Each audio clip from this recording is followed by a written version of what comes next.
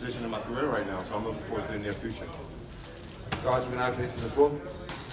Chris? Danny, the familiarity of Pat that trumps the advantage for you.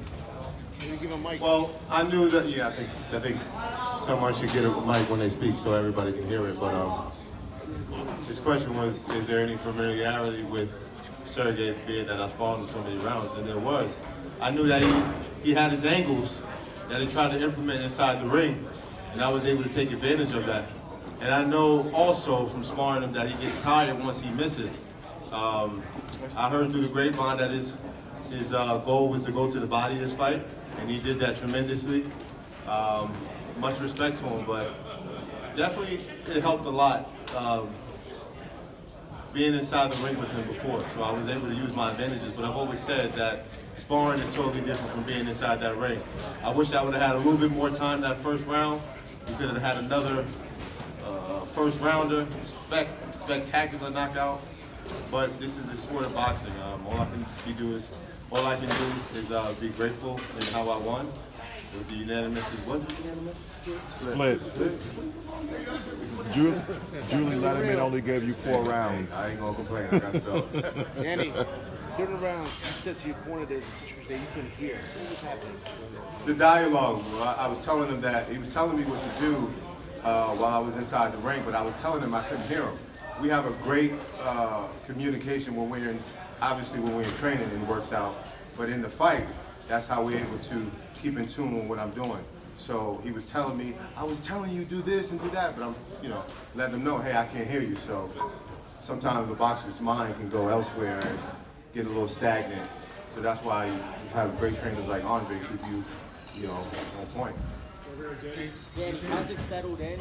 You're legitimately a champion now. Before it was the regular belt. They made a little bit of that in the press conferences leading up to the week. That might have been something that was a thorn in your side in the past. You're legitimately IBF recognized major belt holder right now. Yeah, it hasn't kicked in yet, but I'm just grateful. But with success is always going to come some type of somebody saying something negative, and I understand that. So whether it was a regular world championship, I'm just grateful that I'm world champion again and I get to be in a position that I've always claimed, which is one of the best middleweights, if not the best middleweight in the world. So now I'm more of a, whereas before I used to be, oh, this guy, he's good. It's more of a threat, not enough reward. So now I got the reward, so hopefully we can make these big fights in the future. Dan, one sec, Dan. Oh, sorry. Thank you.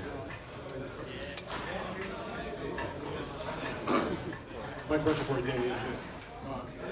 Middleweight's really a hot division right now. You're now a free agent broadcast-wise. You have a belt. You're a big name in the weight class. What do you want to do right now? I mean, you kind of have the world in the world's your oyster, I guess. Is that oyster?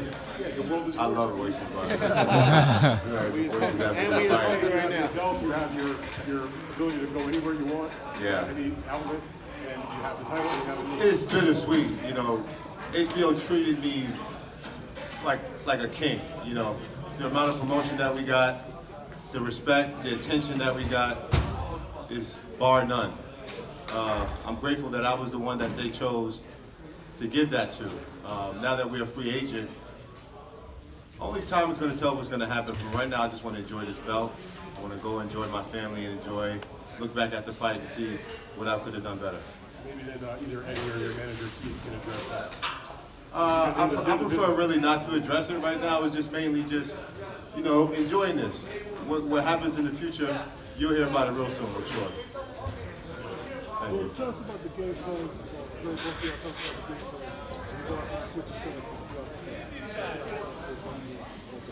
Well, switching southpaw is never Andre's idea. Like I've always said, if I could be southpaw at the beginning of my career, I would have loved to. That's one of the things that, as you can see, each and every fight that I have, I try to implement it a little bit here and there. But you can see it was an advantage. I could have worked my jab a little bit more. We were in camp. We was working with Demetrius Andre, who was sparring partners. He was giving me little tricks on how to work the southpaw jab and keep my distance. So cheers, much respect and cheers to Boo on his championship and just being my brother and being there for me in camp. We was helping out each other. I couldn't ask for better assistance.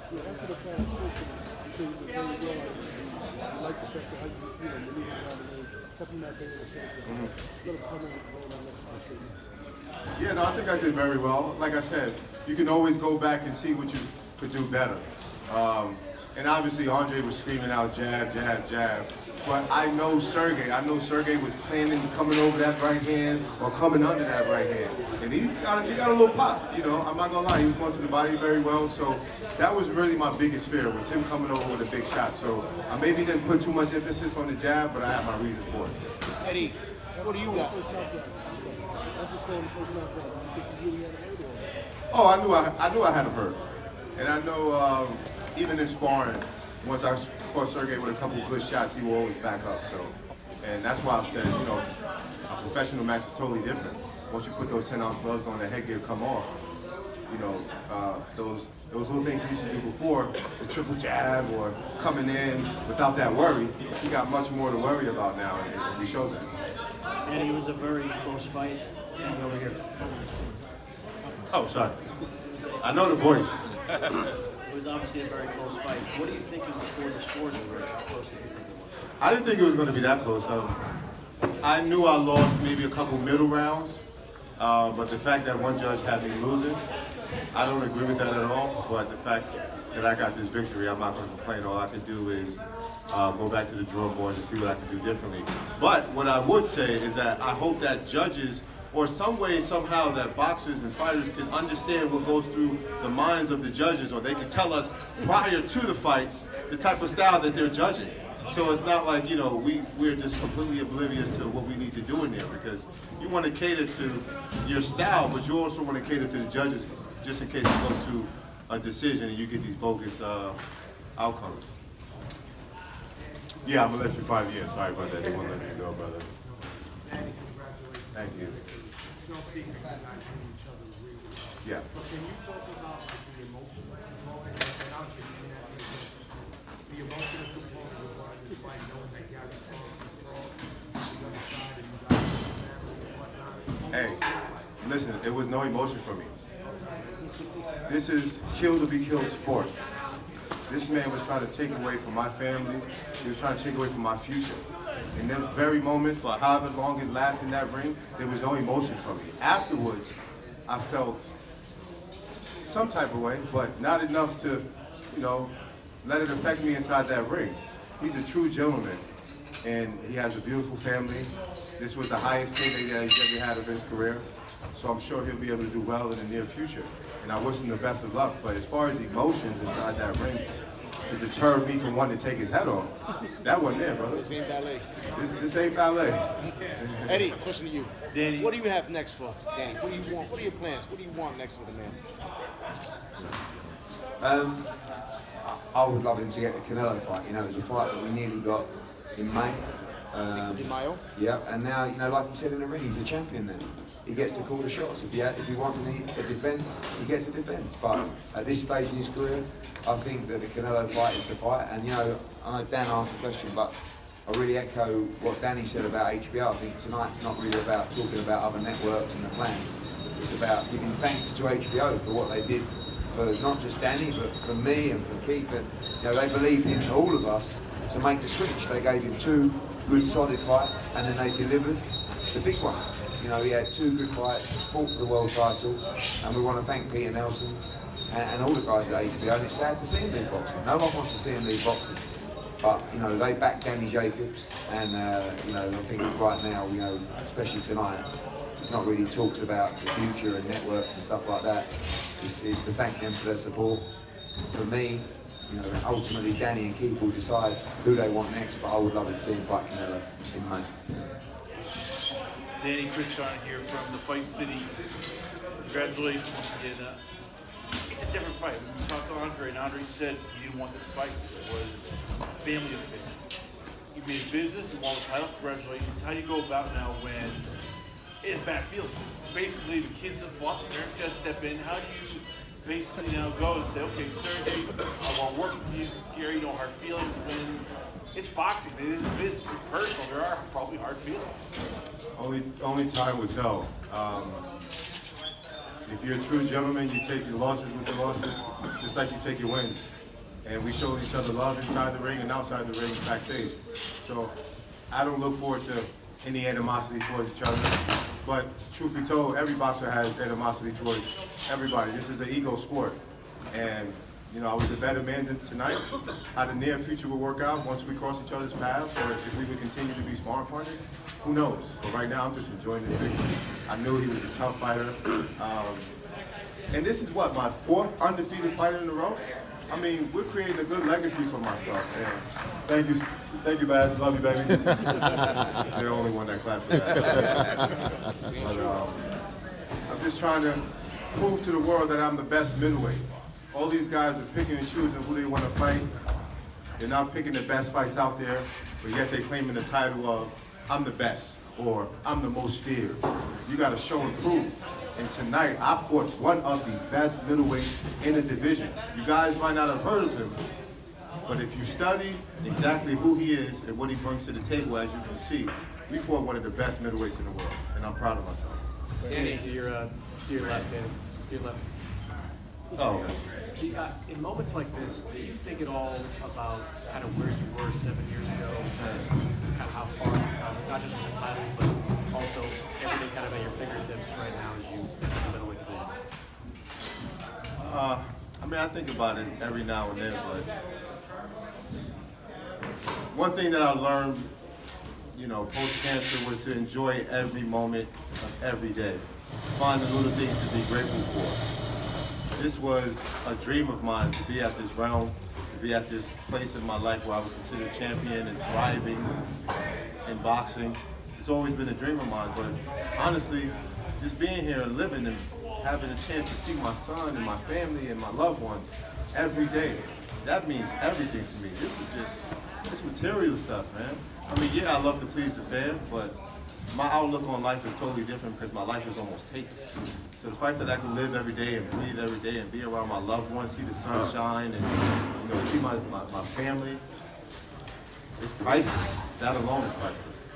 How you doing, Danny? Right here, directly in front of you. Congratulations on your win tonight. I am familiar with the pedigree of Derevyanchenko. First, I'd like to ask you, what are your thoughts on Canelo versus Felding? And things don't normally go perfect or the way they should, you know, in boxing. But if Canelo does lose, you know, would you fight Demetrius Andre and you fight title to lose your friend? I'm up for any fight that makes sense. Me and Boo Boo had a discussion before that we would only do it for the big bucks, and we would only do it for unification. But if it's a fight that makes sense for the near future, I can't go against it. That's like my brother, though, and we have an understanding. But if an upset happens, which it always does in boxing, you can never dictate what happens. We'll have to see for the near future, but I have no plans in fighting him. Is it something that I want to do? Absolutely not. It's not like a Peter Quillen or a Sergiy Derevyanchenko where we're just associates. Like, I've known Boo Boo since I was 15, 16 years old. We came up to amateur ranks together. His father is like an uncle to me. You know, this is way more personal than anything. But we also love the sport of boxing, and we also want to do it for the sport of boxing. So we have plans on facing each other, but hopefully in the future, not the near future. Danny, congratulations on the win. Thank you. I know you and Sergiy are... Over to your right. Oh, I'm sorry. Give me 1 second. Give me 1 second. Yeah. Just project your voice. Sorry. I know you and Sergiy are close friends, and seeing how close the fight appeared to be down the line, I know you're interested in Canelo and whatnot. Would you entertain the opportunity for a rematch for him? Oh, a rematch for Sergiy? Yeah. Do you think that makes sense right now? Down the line, you know. If he was to prove himself or maybe capture a title, maybe. But that's not even my thought process right now. You know, I'm going for the bigger and better opposition. Not to say that he wasn't that, meaning the bigger fights, the marquee fights, the fights that will, you know, solidify my legacy. We're looking for those fights. Yeah. Okay, Danny, first off, congratulations. Thank you. Fight, and also on kicking cancer's ass. Thank you, brother. Thank you. You alluded to earlier other fighters talking the talk and not really showing up and sort of walk the walk. I'm assuming there's a Charlo in that mix somewhere. If you had an opportunity to fight Charlo at this point, or somewhere in the near future, would that be a fight that you could get behind? I know we were talking about Boo Boo a moment ago. That's something you really don't have the motivations to fight. But if you had the opportunity to fight one of the Charlos down the line, would that be something that you could get yourself up for? Eddie just said 90-10 split. I mean, hey, listen, if that's something that the fans want, because I've always been vocal about, fighting Jamal, and this feud that we're having is being built. He's fighting Willie Monroe in his next fight, so he has obligations right now. We can't say anything because that victory is not promised or assured.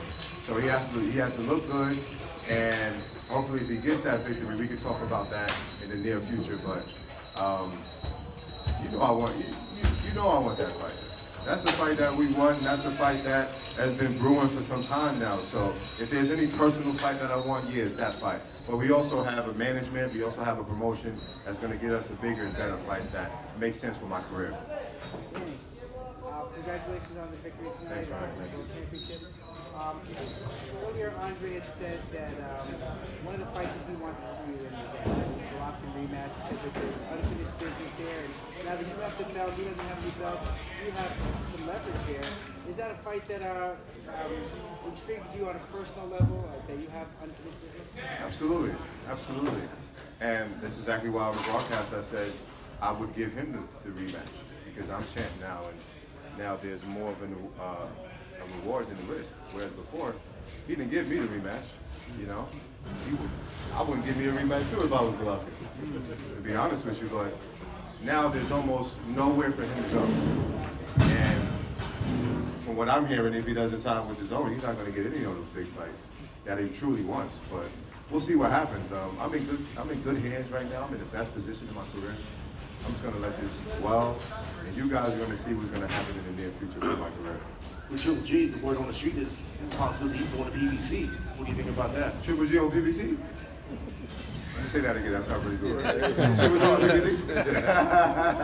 That would be cool, man. I love the sport of boxing, and I'm fans of the Canelos, the Triple Gs, the Charlos. I'm fans of every guy that's in my division. I respect boxing, and I love it. So much credit, much support, whatever you want to consider it. Much love to Triple G in his endeavors or whatever he chooses to go down the line, whether it's PBC, ESPN, The Zone. Much respect to him, but right now, I think it's the David Jacobs show. Eddie, you have IBF middleweight champion right next to you. You have WBO middleweight champion. Now you have the WBC middleweight champion. What are your thoughts now? How do you feel about that? That's right. My thoughts are that I want to see them. I believe they're only touching the surface. I mean, Andrade won the world title last week. I would have rather he fought Billy Joe Saunders. Danny won tonight in a fight that he probably won't get the credit for because not enough people know about Derevyanchenko. But I want to see him in those marquee fights. Charlo is a great fight. Golovkin is a great fight. But I still go back to the Canelo fight. For me, is one that we nearly got in the money. And that is a fight that I would love to see Danny Jacobs name up in lights in Vegas fighting Canelo. And I believe he can beat him as well.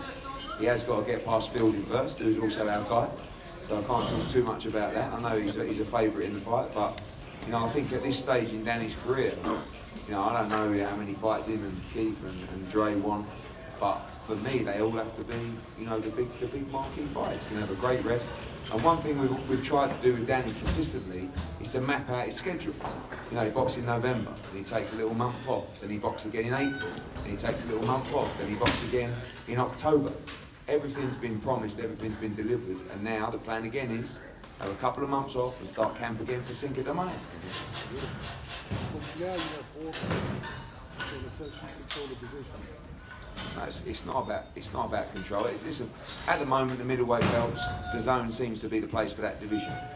For the welterweight division, it seems to be Showtime for that. So things change all the time, but it's not really about the belts. It's about, for me, one particular fight that I believe gives Danny, and of course, the money's always important, and it is a monster payday. But it's a chance to be the absolute king of the division. And the team have always told me that the Canelo fight is one that they really, really believe they can win and really fancy. So, congratulations, Danny. Thank you. What I kind of wanted to know is how would you grade your performance? I'm sorry, did you speak up a little? How would you grade your performance tonight? And did Sergey do anything in there that, kind of surprised you? And my second question is for Eddie. Well, let's answer one question at a time, because you got two questions on my So did he do anything in there to surprise me? No, he didn't. I knew his game plan was to go in there and try to slow me down with body shots, because in sparring, when you got a guy bouncing around and he's too fast, the only way to break him down is through the body. So I was expecting that. So no, he didn't do anything to surprise me. He just fought one hell of a fight and he didn't give up. How would you grade your own performance, though? I can't grade my performance right now. Initially, I'll probably say maybe a B+, but I got to go back to the tape and really study it to really grade myself. But that's a question I would like to ask Andre was, what do you think about my performance? What do you grade my performance? Maybe I shouldn't ask you that right now. Actually, Eddie, I just kind of wanted to know, since you have all the middleweight belts pretty much, did you kind of want to do like a round robin when you have undisputed champion as middleweight? You have much Yeah, look, again, everyone's case by case. Demetrius, for me, I would like to see him have 2 quick fights to get in the groove. He's been inactive for a long time. Danny's another story. He hasn't been inactive. He's had 3 fights in 12 months. He's ready to go. So, if Danny can beat Canelo, he becomes the IBF, the WBC, WBA world champion. And then, perhaps, when you talk about Andrade fight, if that's an undisputed fight, maybe the dynamics change. But right now, I don't think those guys are looking at fighting each other. For Demetrius, I'd like to get him out active in the big fights, defending his title. But for Danny, I'd like to see him in the unification. Danny, a lot of your criticizers, the Danny Jacobs haters, were saying Danny was a cruiserweight, Danny was a light heavyweight against Triple G. Now you have the IBF belt that mandates the second day weight. Do you think this gives credence now to that you are a middleweight and somebody who can come in and you're not an overblown, oversized weight bully? Right. Not in unifications. no weight penalty in unification. I mean, I've always said that if I was 185 pounds in that fight with Triple G, I would have not been able to perform the way that I did. I would have been sluggish, I would have been slow, and my reaction time would have been off. The reason why we skipped the IBF weigh-ins of the Triple G fight was simply because I wanted to get rest. It's hard for me to get sleep the night before. And we went into that fight 175, 176 the most. The same thing with this fight. I did the second day weigh-in to prove the haters wrong, but also to abide by the rules. But this was the only opportunity that I had to win the belt, was to do this anyway weigh-in. So it felt great, we looked good, we still were strong. There's no difference from the 2 fights. So. 2 more questions, guys. Thank you. Danny and Andre, you can chime in. Assuming a fight with Canelo takes place in the future, any idea what weight that would be? That would take place, because he's moving up to 168. Canelo don't want to fight me at 68, I can tell you that. Yeah, I'm a really big boy with... You're comfortable moving up? I'm comfortable moving up. And I'm very comfortable with him moving up with that. I think that in the stages of Danny's career, eventually he will be super middleweight champion of the world. My brother from another mother, Keith, over here, he thinks that Danny, it doesn't work. He thinks that Danny will be middleweight for his entire career, but I know that this young man, whole career? Most of it. This young man is going to be a several division world champion. And before the end and before he enters the hallowed halls of the Boxing Hall of Fame, he might be a 3 weight division champion. But he will definitely be at super middleweight in the future, and he will do what he has to do to, he'll do what he has to do to maintain it. As for Canelo, with this, he's going up and he's fighting at 168. My thing is, I say Canelo's going to be running around. He doesn't want to really get in the ring with someone like Danny, and we might have to chase him. But we are fast. Well, Danny's fast. I'm not fast. Danny will chase him and get him. And if it's at 68, we'll get him there. If it's at 160, we'll get him there. No matter where we have to find him, we'll get him. Right here, Danny, one last question for me. Canelo is listed at 5'9", but really he's about 5'7" or so. Moving to 168 pounds, that's a very, very dangerous fight for him against Rocky Feldman. A lot of people don't really know who Rocky Feldman is because a lot of his fights, the majority, if not all, wasn't televised here in the States. So, can you give a prediction on that fight, and how do you think that Rocky Feldman can spoil Canelo's plans? Well, this is boxing. Anything can happen, especially when you're fighting a bigger man. I don't know Rocky's chances of winning because I don't really know his skills. It was really my first time ever hearing his name when the Canelo, sorry. But it's my first time hearing about him once the Canelo fight happened, but. You might be fine, mate. But, you know, anything happens in boxing. I just think Canelo is going for history and trying to be a 3-division champion, so best of luck to him. And come back on down to the middleweight division. Let's get this thing on. Thank you, guys. Thank you very much.